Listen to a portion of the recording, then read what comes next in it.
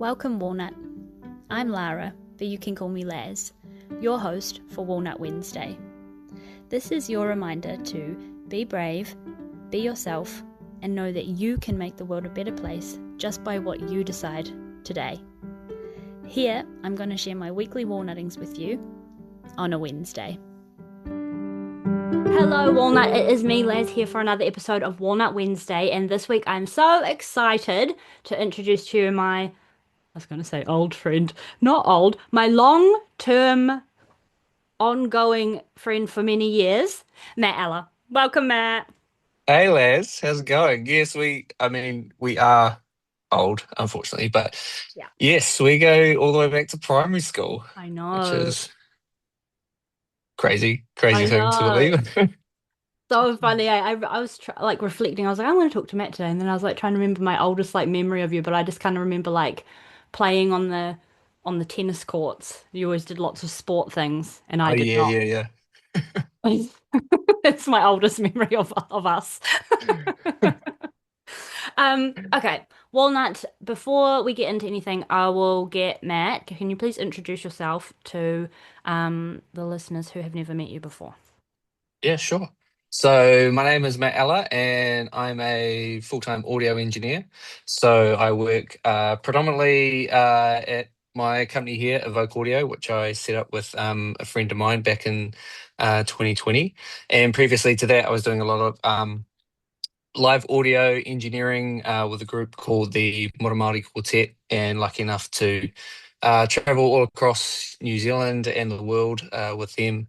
And that came from having a big passion for audio. And I studied at the New Zealand Drama School where I did the technical diploma there, 2010, 2011, and then sort of went out into the world as a contractor and sort of found my way into various theatre shows and theatre companies in Wellington, doing like technical operation as well as sound design.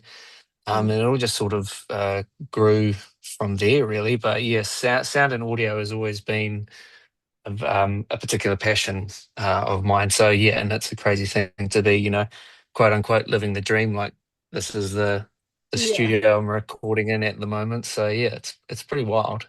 It's so cool. And yeah, you literally in through all high school, you were like the go-to for all the tech stuff for all the shows and things like that. Like you'd Yeah. always do the lighting, you'd always help with sound stuff. Um, so it's really cool that you followed that all the way through because not a lot of Yeah, people do. it's one of those things you don't necessarily when you're doing it at college. Like sometimes it was great because like you could take that class off to set up Yeah. this thing or whatever, Yeah. but then for it to like actually develop into something and now a full-time career, it's pretty crazy to think. Yeah, from high school assemblies and all that stuff, variety concerts and all that Yeah. now to like yeah, live engineering in front of, a couple hundred people, a couple of thousand people. So that's always sort of changing. And then, and the sort of studio stuff and seeing we do a lot of, advertising for creative agencies and stuff. So seeing some of the ads that pop up, they're like, yeah, we recorded that voiceover and that sort of stuff is pretty cool.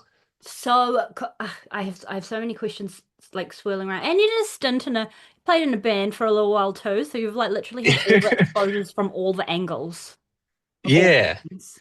Yeah. I think being in a band, excuse me, helped a lot with being a good engineer, I feel, because Hmm.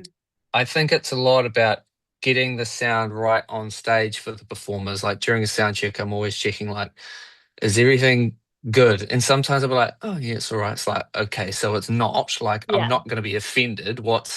Because they have their own mix on stage, either the fallbacks or the in-ear monitors. It's like, I know if they're happy with their mix and it's going to make my life easier out in front of house, or else they might go, oh yeah, it's fine. And then, someone goes, oh, well, no, I'm just going to turn that up a bit because it's Yeah. like, oh, fix it right in the moment. So, because like, I'm not precious about what people say. It's like, yeah, no, it's just not sounding good. It's like, okay, well, let's fix it. So maybe you just need to change some stuff in the monitor, or it's a balancing thing. It's like, because you don't want people performing in front of a crowd to not feel like they can get into it because they can't hear themselves or they're not enjoying it, you know. So Yeah. very much make sure it's right on the stage. That's what sound check's for, like Yeah. to get it right. You know, Yeah. people are spending money to come Yeah. see these people, so we got to make it the best.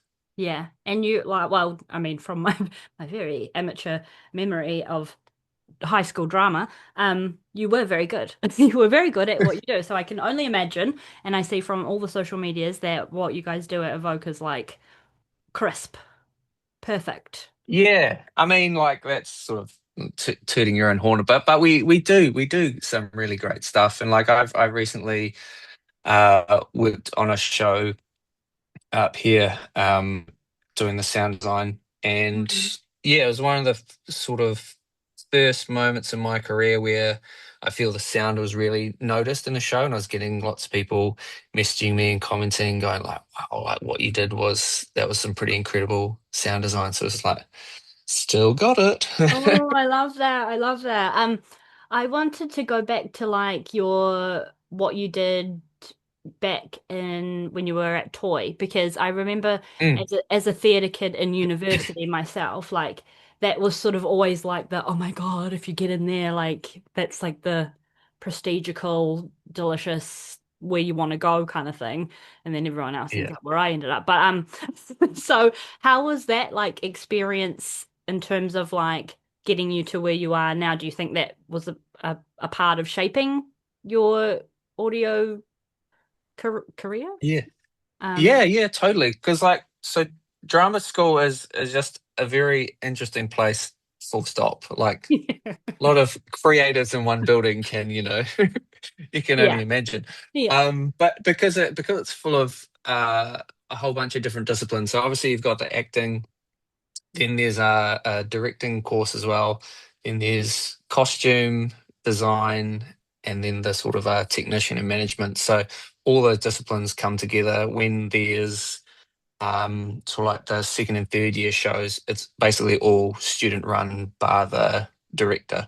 yeah, So like the third year management students will be production management and stage management, and then second years will be the head of departments like lighting, sound, set and props, and then the first years become assistants to those HODs. So it becomes a very um, great way to learn firsthand how a production comes together, and you get yeah, put into roles that you don't normally work in. So like I was never part of a sound team or anything in those productions because I knew that was my strength. So it's sort of going, well, you can do some props and some lighting and that sort of stuff mm, to get a feel for those other elements. Because realistically, in New Zealand in particular, it's like we are a small country, yeah, and especially within the sort of theatre scene and productions, it's good to have a base knowledge of everything. So at yeah, a pinch, you are able to jump in and help with this various thing or something like unlike other places where like they're very unionized. So if you do sound, you do sound, and if you do lighting, da da da. yeah. Like you hear the stories of there's a lighting cable on top of a sound cable. Call the lighting guy over to come pick up a cable so the sound guy can grab his cable. Like real stupid stuff like that, where it's like it's a cable, just Just love the move cable. it. But it's not your department. You can't touch it. Yeah. Yeah, but definitely like throughout. So mine was only the 2 year diploma. And through that time, I was, yeah, basically trying to get as much knowledge of everything as possible. And a big thing for me was to find opportunities outside of drama school to meet and work with people.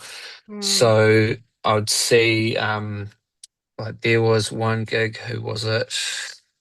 I think it might have been Op Shop, if you remember Op Shop back in the day. I saw they hmm. were coming to Bodega. And so I just emailed the management saying, "Hey, who's your sound guy?"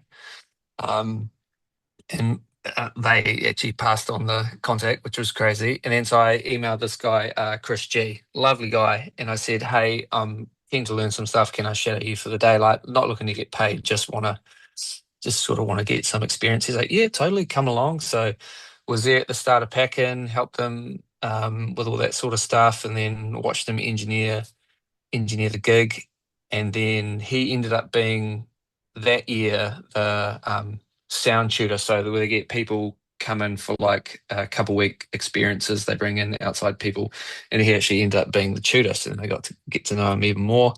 And he did a lot of engineering for the Black Seeds. Okay. And he hit me up. He was like, "Oh, there was a gig at the Hunter Lounge, I think it was." He's like, "Do you want to help out on Saturday?" And it's just like it's stuff like that. And I still see him every now and then, and he's a really great guy. And it's those sort of people that help shape your career, but also make you want to be in a position at some point to be in that position too, to be able to pass on knowledge and see potential in other people. Yeah. Yeah. So I it's definitely there's the studying and everything, but really it's the first-hand experience. yeah. And I think I was pretty lucky to make those contacts while I was there. So when I got out, Yeah. there was potential for work instead of sort of graduating then making those connections out the gate. Yeah. Um, I was just like thinking as you were saying this, like arts people, I feel like we're just so random. Like I was remembering, I had forgotten, but like I did a stint at Toy after hours for like voice acting for people for their script writing class. So I was like a voice actor for that. And then I was remembering that I actually used to go around to this director's house for dinner because I wanted to do, I was trying to do this like apprenticey, just helping her out directing a show thing. Like, yeah, it just reminded me that you just kind of do you have to push yourself to do networky, extroverty things to Yeah. kind of get out in the world. And which leads me to my next question. Starting a business, which is no easy feat. And we were just talking offline, that this is your 9 to 5, you're like literally living the dream. Um, Yeah. where did Evoke begin? And can we dive into there, please? Yeah, totally. So it kicked off, I think it was like June 2019.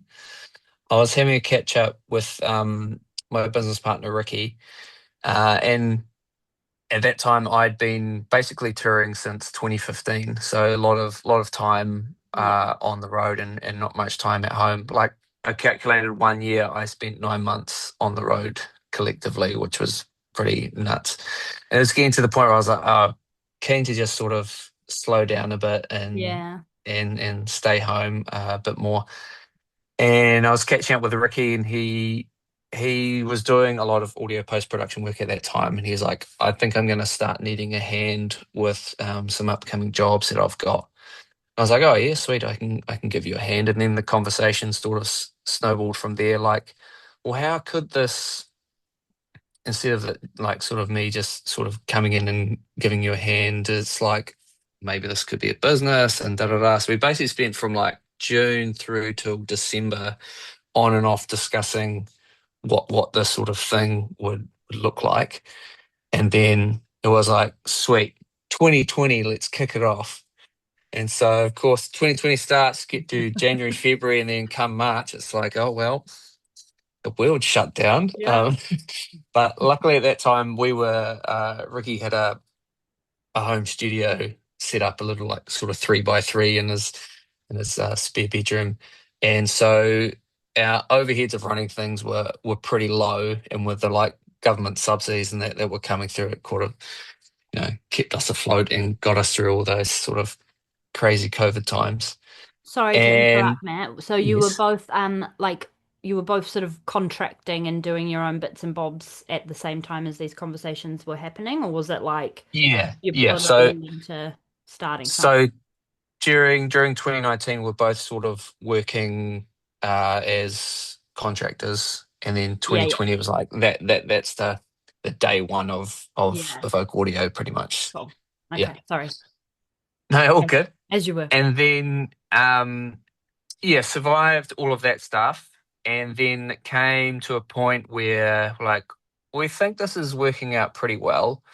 We should probably look at having an actual studio and a sort of face for the company instead of Ricky's spare bedroom, like can't exactly have clients come around. It's like, hey, just excuse the washing over there. So we were like, well, we're pretty keen to build, so let's look at commercial leases and that sort of stuff. So we found out West Auckland where we are in Henderson, there are a couple of spots, and at that time it was around sort of September, October, and we were thinking, well, let's sort of get an idea of costs and sort of what we'd need, and then aim for sometime in 2021, maybe sort of April, May, give us enough time to get some capital together, blah, blah, blah, and Hmm. then sort of start that. And then we came across the this space, and it was like, oh, this has got pretty good potential, but it's like, well, I don't know if this is gonna work time wise, but very keen to see if we can make it work. Maybe the landlord will want to um, might be okay with delaying things or Yeah. something. Um, but no, that's a bit of a push because 6 months is a bit of a time to wait. And so we just put in some interest, and the real estate agent called us and said, "Look, the landlord's keen to meet you." So, oh, okay. So we came back down here, and then she said, "Look, this is basically the scenario I've got. I've got two offers. There's a company who is basically offering me like 6 months to move in now. They need a space, and then there's you guys, and I see that you've only sort of just become a company. I Is this going to be more beneficial for you to have this space?" And it's just like, oh, that's pretty crazy for to be sort of have that sort of put towards us and going, well, if that's the sort of landlord she is, that's pretty amazing. So we were just like, okay, we bit the bullet and then just sort of signed on that day. So we were like 6 months ahead of schedule. So it was like, okay, what do we do now? Got to back yourself and jump straight in. I love Yeah, it. that was just dive Yeah. in. And then it all sort of began. So we took over the lease around sort of November, I think it was.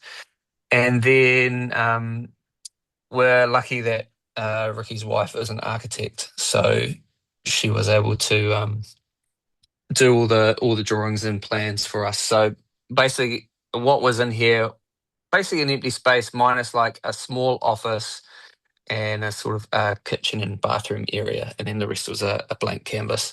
And so she put all the drawings together for us, helped us with the design, so we could build it basically from the ground up and make it as good as we need it to be.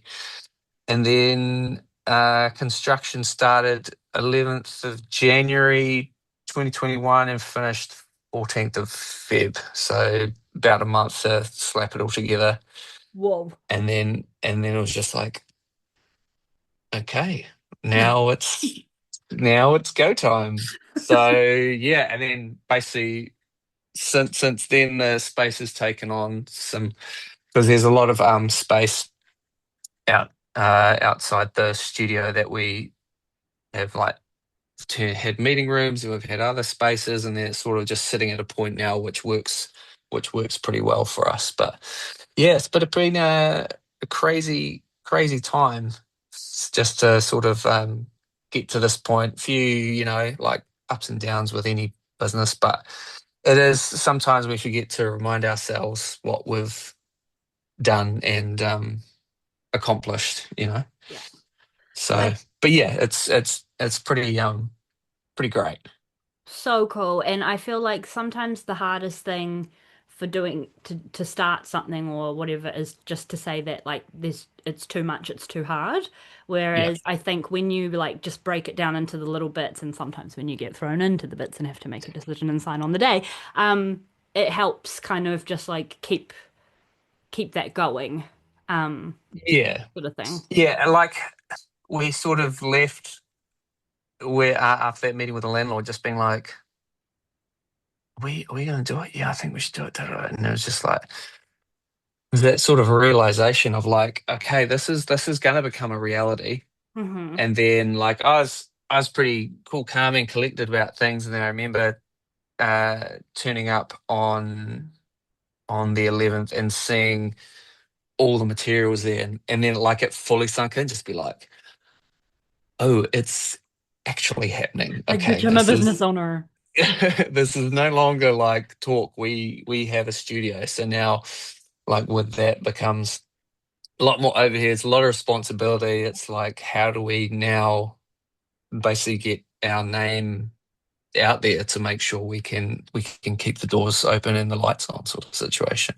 Yeah. So a lot of hustling that doesn't stop. Yeah, more of the like the old networking doohickey. That was Yeah. another question I was going to ask you in terms of like, so you've obviously from both of you with your contracting stuff, you've got your own people, and did you just sort of Mm. start there? So in your studio, people can come and record music. You do after, sorry, I'm not good at the terminology, as you know, but Audio like you come post in. production. Thank you. The post production. And you mentioned people come in and record podcasts and stuff, and then I guess you would look after the post of that as well. So, Yeah. yeah, how did that kind of how do you get people in? Who do you talk to? What do you do? Yeah.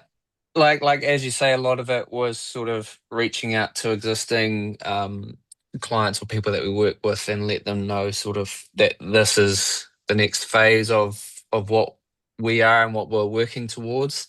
And then a lot of it is just the cold reaching out, phone calls and emails, and just being productive and trying to secure new contracts, new work, new clients, which is easier said than done. Yeah. A lot of those emails went unanswered, but sometimes it only took one email and someone to notice you, and then like, okay, cool. Here's the next few jobs, and then um, yeah, as I mentioned before, I'm still doing a bit of sound design work for theatre, but now that's all run through the business as well now. So it's sort Cool. of get as much sort of stuff coming through the company as possible, and just yeah, just trying to get a name out there that we like. We're both perfectionists. Yeah. Could be our own detriment, who knows? But we want to put the like best quality work out as possible. Um, and like one of our sort of big turning points in the business was 2023.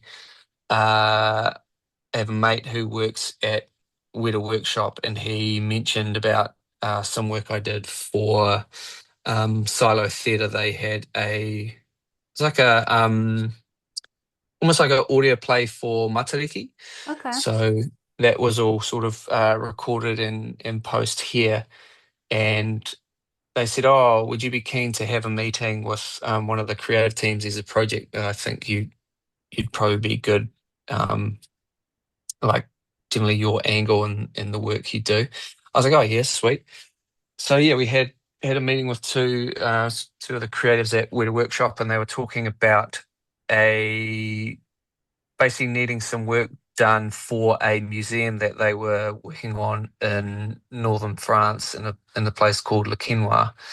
And basically the end of World War I, the Germans had occupied this town, and a New Zealand battalion came through and liberated the town, and there were no civilian casualties or anything like that. And so basically from there's been a massive respect for New Zealand. Like they've got street names named after like Wellington, Helen Clark. There's all these sort of things. So then now they've basically turned this mansion into a liberation museum to sort of Oh, pay the respects and the memory to those soldiers in that event. And one of the rooms in that museum was called the Room of Voices, or I think it's called just Voices now.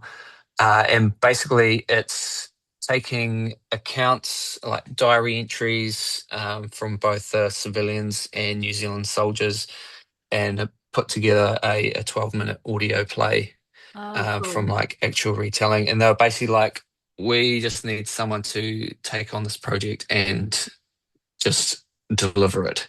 Yeah. And we're like, yeah, we'll make it happen. So that was working with them once the script was finalized to figure out how many voice actors we needed. Luckily, I've got a good friend, Kate from Lighthouse Casting, who I was like, I know you cast for film and TV, but is would this Voices. apply to voices as well? Because Hmm. we needed the French voice, and a lot of actors can, do the French accent and Yeah. all that sort of stuff, but this needed to stay pretty true to France and the language. So Yeah. we basically put out a public casting call, and we got over 200 applicants that we had to sift through to for the I think it was five or six French characters. And then so for that, like Ricky and I don't know a lick of French, so we got in touch with the Auckland University and got a lecturer there to help us.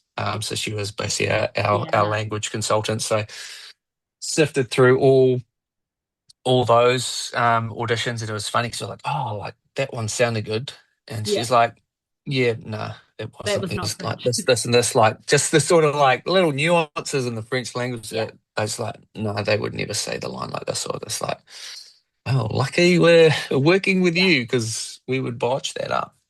And then we work closely with a voice agency, Johnson and Laird, where we said to the lady there, Danny, we're like, we need, I think it was 16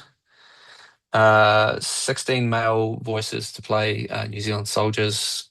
Who can you give Oh, us? And she basically sent the call out, and then we got the auditions back for those, and then did our shortlist, presented those to Weta, and they like signed off on all the voices, and then we basically had to arrange all the recording sessions. So had them all sort of coming over sort of 2 weeks, I think it was, and they all had an hour to a 2 hour session. And so from there would get all the lines of dialogue. And then because we were doing the sound design for this as well, especially with the New Zealand soldiers, we got them to do all the yelling, battle cries, all that sort of stuff to help build the elements around the sound design. And then once we got them to basically do sort of three variations of all the lines that they had, different emotions, different focusing on different words and that sort of stuff, and then basically presented all those to Widow. We went through and selected all the dialogue that they wanted, then put that into a timeline that made sense for the story, and then added the sound design on top of that, so all the gun firing, boots on the ground, all that sort of stuff. And then there's an amazing composer down in Wellington, Rian Shen, who was doing the music for the whole museum, and he was composing for this piece as well. And so he would send us the music, and then would fit our sound design around that, and then it sort of grew. It was originally going to be uh, a 5 minute piece, then it became an 8 minute piece, then it finished off as a 12 minute piece, just to sort of give stuff enough space to breathe and let the sort of journey through the sound design help tell the story as well, instead of it just being like dialogue, dialogue, yeah. dialogue all the time, having space to breathe and help tell the story. And then so yeah, that project was like a good 6 months or something. And Yeah. then there were another space that they gave us to work on. So yeah, we kind of um yeah, got our name in that building, which is pretty amazing. Oh, good. How Yeah.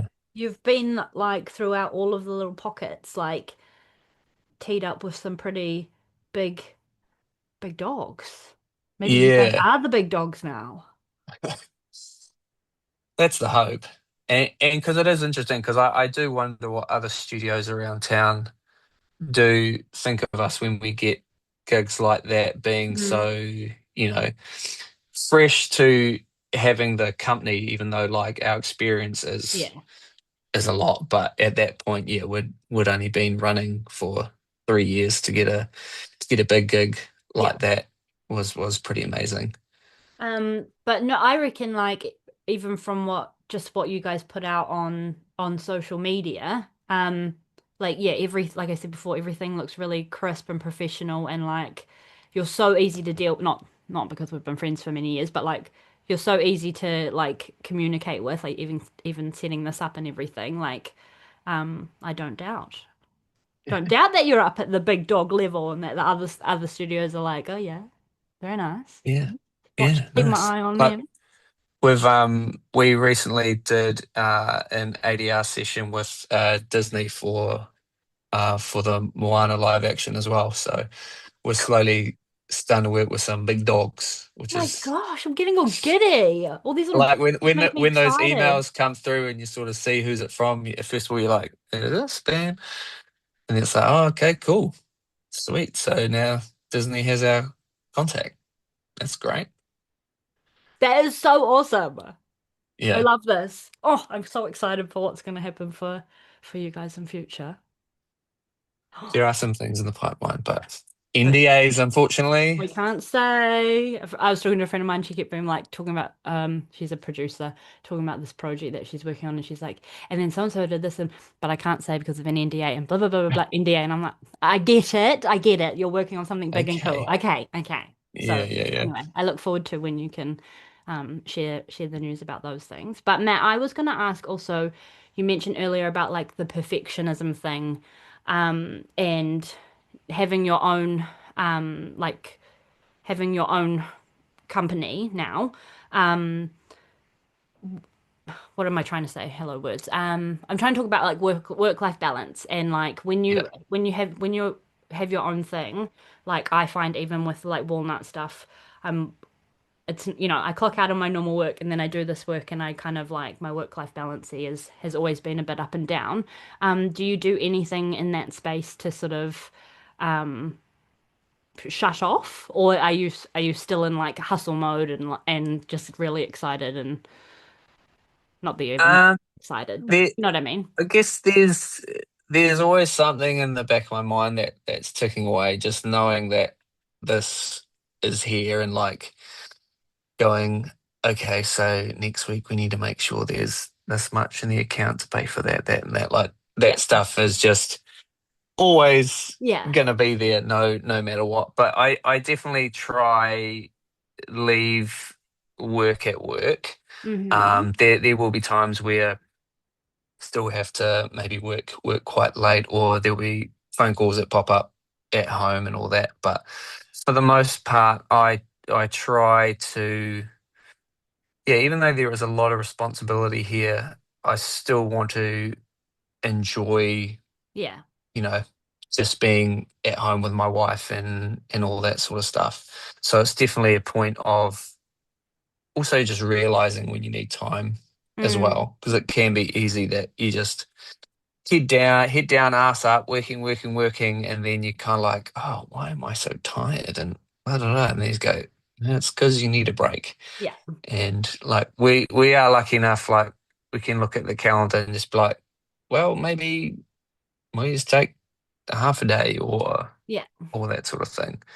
And so we've even started implementing that sort of Mondays are always our admin day, just to sort of set the week up and everything. And so recently I've just been going around to Ricky's place to do admin. So it's like just to sort of get away right. from the studio and just sort of Mm. be in a different environment. Not that there's anything wrong with this place, but it's nice just to have a little bit of a refresher and just a bit more of a chill approach, maybe one day a week and just sit around the coffee table, have some yarns and do some forward planning. So then Yeah, when we get back into the studio, it's all go. yeah, and because you can, right? It's your business. No one's going to tell you off. Like, if Yeah. you want to have a beer for lunch, you can have a beer for lunch. No one's Oh, we gonna. have. Essential, important business Yes. meetings. And also like our work hours are pretty laxed. Yeah, Like I'll rock in 9:15, 9:30 some days. And like I only live 5 minutes up the road, so it's not like I'm running late. yeah, It's like it means I can do my morning right and I'm not stressing, because if you start the day stressed and you just bring that into work, especially if we've got people in the studio and you're having to deal with people, it's yeah, not a good look. yeah. Oh, I'm so excited. I feel so excited. I don't know why. I love the sound of your life. It sounds very exciting. That's the only word I can think of. I can think of saying. And living so close as well. I don't know, just waking up. in the morning, doing your thing and strolling on in, and then your work is like, what's that saying about you never have to work a day in your life if you like the work? What's that Yeah, quote? that's something like Anyway, that. that thing. And just get to sort of enjoy your day. And it sounds like from what you've mentioned that a lot of your day, all your days are always going to be different, and you'll have different projects going on. Do you ever have like a couple fingers in the pies at one time in a day, or like a couple projects running alongside each other all the time? Yeah, ideally. So because there's two of us, it means we can split the Oh, workload up, yeah. and so yeah, like Ricky's currently scoring a short film at the moment, and then so while he's doing that, I'm taking care of some administration, and then we had a voiceover the other day, so I was in doing the post on that. So it's a good way to sort of spread the workload Yeah. out for sure. Yeah. Oh my God, divine. Absolutely divine. I wanted to also talk to you, Matt, a little bit about the EMDR stuff Oh yeah. and the Yep. house thing. If you want, I know I'm taking up heaps of your time now, but Oh no, you're can we good. go in? Can we go into that? Like, I just feel like that's such a story. Absolutely. Yeah, sure. It's pretty um wild story. Yeah. Yeah. Go. Okay, go. You start. Um, is swearing okay on this podcast? Yes. I think I Okay, said good. bitch about 3 times, so yes, absolutely. Because there'll be some F bombs being dropped. Yeah. Um, yeah, so very crazy event happened in me and my wife's life where last year was like February 20th or something. We were woken up to a car crashing into our bedroom at 4 in the morning, which is extremely just traumatic experience. And it's kind of hard to describe why it doesn't make sense why the car was there, purely because of if people know where we are. So yeah, because basically they took out the corner of our neighbor's house first and then hit the driveway, then our house. So they've completely careered off the road in a point you would never expect And it's there's sort that of to like happen. angles, and it's hard to like not do to say with your voice, eh? But there was sort of angles and like a weird incliney Yeah, bit as so like well. our driveway, because we're down a bit, but our driveway is like a little sort of curve that goes down. Yeah. And so it'd be very hard for anyone driving like that to be able to achieve what they did. But yeah, from our house looking up, it's basically there's the road, there's a fence, then the corner of our neighbour's house through that, then hit the sort of slope of the driveway, then continued on and yeah, collected our bay window of a house that we purchased 2 months prior. So, which was yeah, yeah, very terrifying thing to wake up to loud crash, glass smashing, and then just basically seeing headlights pointing, um, sort of like right there. Yeah, like it's Um, one thing if it's like, I mean, it's one thing for it to happen all together, but like your bedroom, like mm, literally waking up to the whole yeah, thing. Like, was there and glass on you? well, the miraculous thing is like because we only just moved in, and like there's still shit everywhere in the house, but the bay window was the good stuff to just like put stuff out of the way, and that like everything flew over the bed, nothing touched the bed at all, miraculously, which is, I don't even know how that was possible. Yeah. But the other thing is, we had bought a new mattress and we hadn't bought the bed base yet. So the mattress was just on the floor. So we were also like basically at eye level Oh, to this car.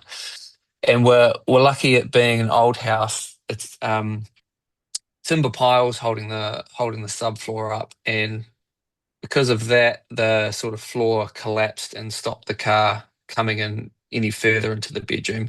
Whereas like these new houses that have got concrete slabs and everything, if that was there, it probably could have come in further into yeah. the room. Um, so yeah, it was like, yep, 4 in the morning. They after the initial like screaming and what the fuck's going on, I jumped on to call the police. Holly went outside to because the car was still running, so she went to turn it off, and then she said that they ran away. So whoever did this, we still don't know who it is. They got up and ran away somehow.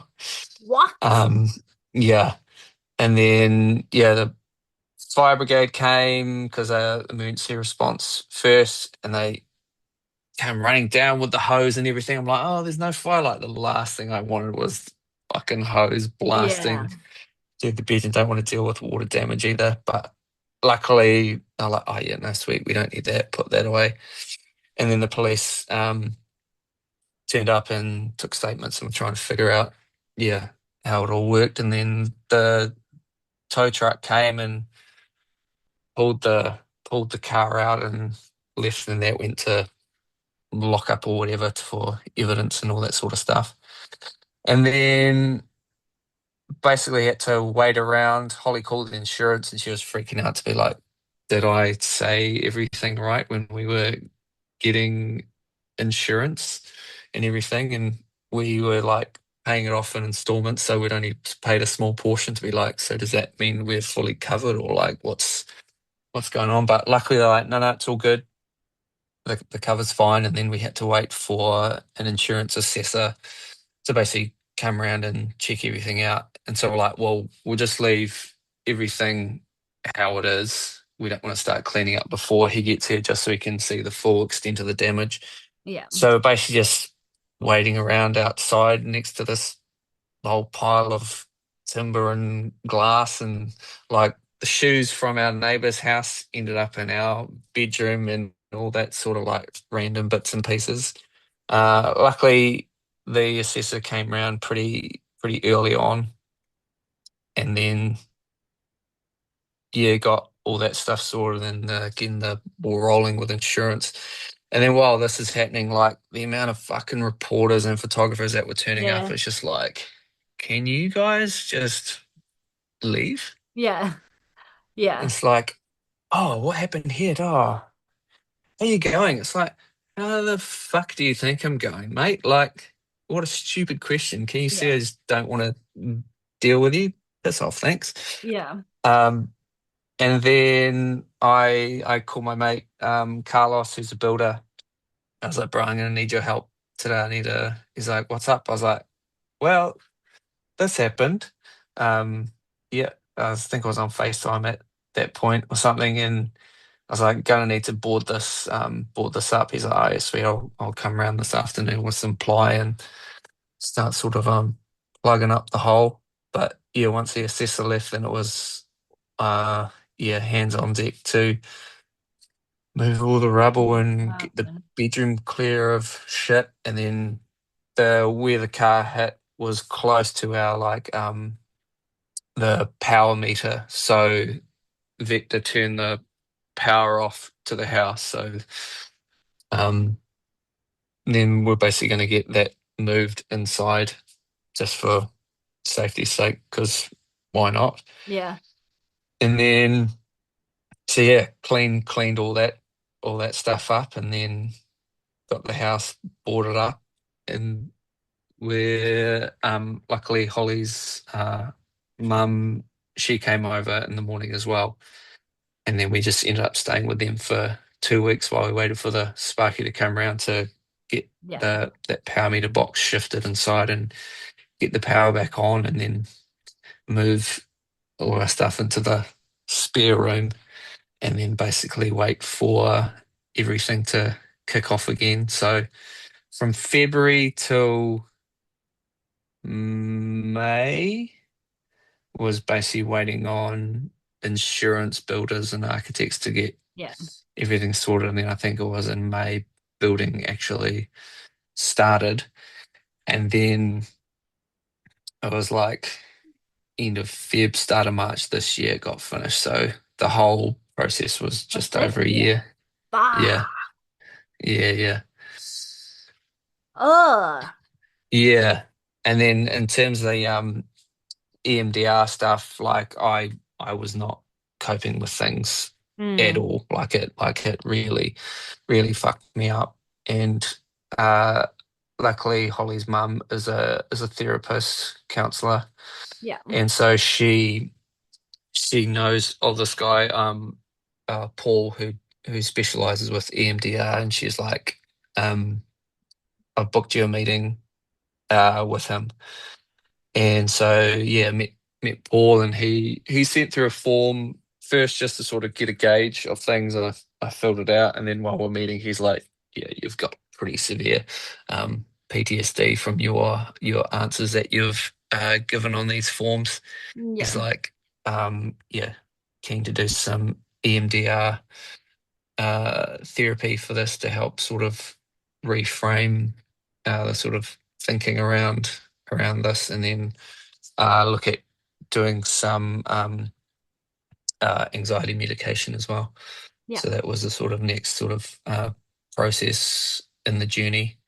Mm. Um, so yeah, good few sessions with Paul to help sort of reframe the incident, and sort of, quote unquote, get back to normal. Yeah. And then yeah, started on some anxiety meds as well, just to sort of tame tame some of those things Yeah. down as well. Because it's like you see that sort of stuff in the movies where people like, they see flashes and it's all very dramatic, but it's Mm. like that, yeah, shit happens and it fucking sucks. Yeah. And your brain Just just like, kind of like clicks into somewhere weird where it's like you're kind of like it's happening, but I don't know. I suppose it's a bit of shock too. You would have been just floating around mm, for a little bit.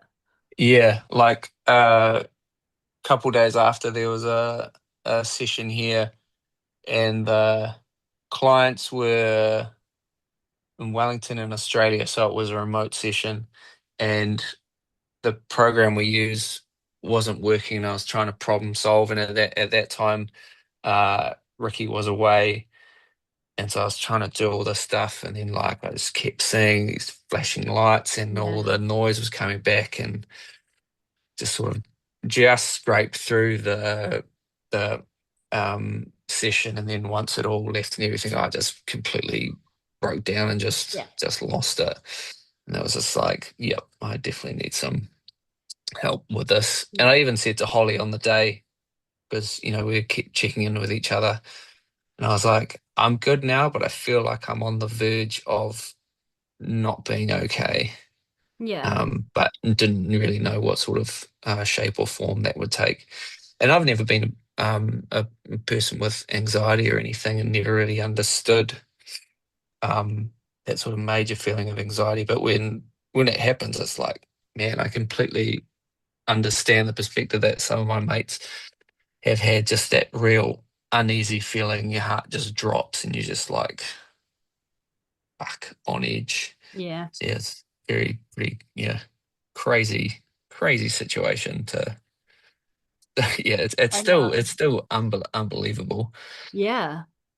Oh, well, good on you good on you and Holly for like continuing to keep the conversation going and check in with each other. I think that's a really important part as well, that you're Yeah, both doing active work on that. And Walnut, if you don't know what EMDR is, I don't know the acronym or what that means, but it's basically rapid eye movement. So a therapist will like move their finger and make your eyes move, and it, Matt, you can help tell me if I'm being incorrect, but what I believe it does is it detaches the physical response, like physical trauma response from a memory, so that the memory mm, can just be filed into the normal memory archive rather than having that like visceral reaction to remembering yeah, something. yeah, Would yeah, that be a good explanation? yeah. Spot on. I mean, like the thing that's tough with EMDR is that you have to relive the experience to bring it up, to be able to push it away. Mm. So that was definitely a tough thing. Just like, oh, you think you're all good with it, and then you have to sort of talk about it, revisit it. But Yep. it was pretty, yeah, something that's a bit hard to explain, but Mm. the outcome is pretty amazing. Like after one of our last I think it was the last session. Um, he were doing the EMDR, and there's some of the prompts that he was giving me, like in terms of having um people that I see as like my protectors and that sort of stuff, like bring them into the room with me, and then what does that look like, and da, da, da. And then basically at the end of it, because of the bay window, it basically became the window basically became fortified, and it was like a stained glass image of the windows of all the protectors facing out, being protecting. It's just like, Whoa. where did that come from? The brain is an interesting place. That's weird. I've had because I've done EMDR myself. That's why I'm curious because I know that some people are not they don't vibe with it, but I'm quite like it works for me. So it's nice to talk to someone who else it's worked for. But Yeah, yeah, your brain did like got onto a topic like somewhere completely not related to said incident. And I was like, how did what why is that there? But okay, yeah, got to let it come up and but that's quite a beautiful representation of yeah, protection, as the woo woo in me kind of really likes that. yeah. It was nice. Um, oh, thank you so much for sharing. I think like conversations like this are really important to share out loud with voice. So I really appreciate you coming on. Yeah, no, I've definitely become more and more comfortable talking about it. Initially, it was like, telling mates and everything, but then, especially before the therapy, then I would have like the worst sleeps, and literally like waking up in a puddle of sweat and just being like, oh shit.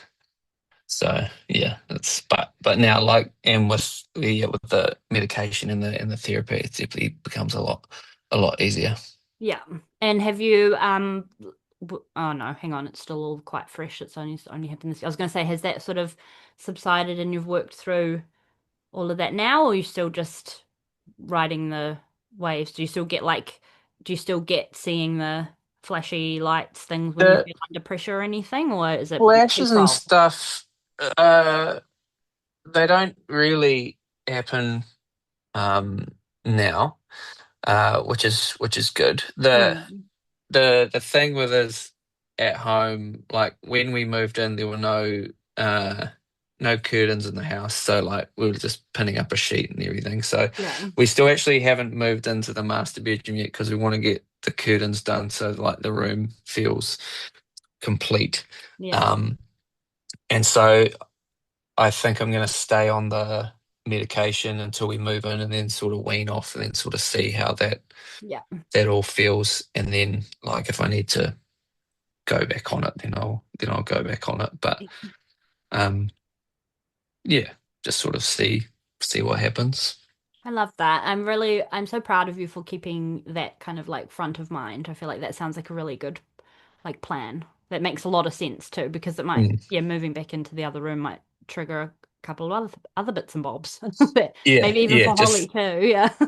yeah, just don't know yet. But like we basically got them to paint the room a whole different color and all that sort of stuff. Yeah. So just like it really feels like a whole new space, which is Yeah. nice. Oh, that's exciting. It's exciting and well, what's the actual fight? And Yeah, yeah, really, really like a movie. You've yeah, literally had a life that's been like a movie. All of the bits have just all lined up. I mean, not that, I mean, I wish that that happens to like everybody or anything, but like, yeah.